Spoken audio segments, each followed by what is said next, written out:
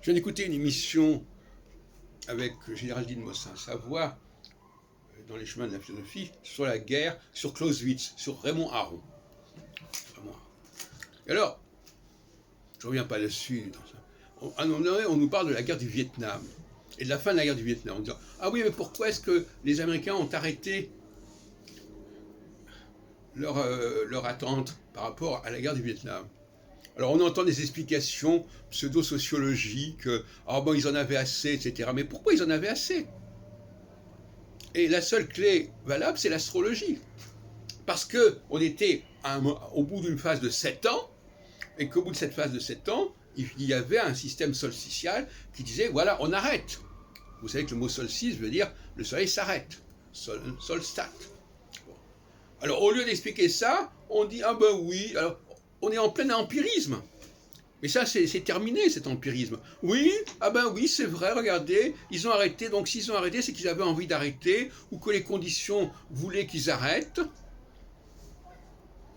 C'est pas scientifique du tout, ça.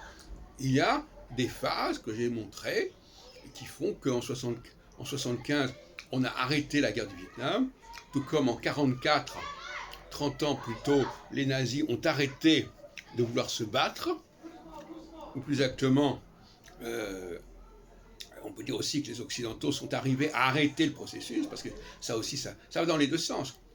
Dans les deux camps, il y a ceux qui veulent arrêter, ils veulent pas que ça continue, soit parce qu'ils sont prêts à se retirer, et puis les autres ne veulent plus être dominés. De toute façon, les deux conjuguent, parce que de toute façon, il y a ce qu'on appelle une synchronie, une synergie, qui fait qu'on est toujours plus ou moins d'accord à un moment donné, parce que de toute façon, ça va dans le même sens.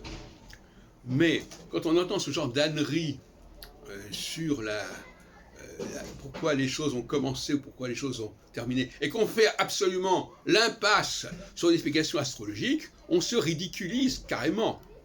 Et le paradoxe, c'est que justement l'astrologie est aujourd'hui ridiculisée, qu'on ne peut pas l'entendre, alors que c'est justement la science de demain. C'est la science qui permettra de comprendre les problématiques historiques, sociologiques, psychologiques qui sont en jeu.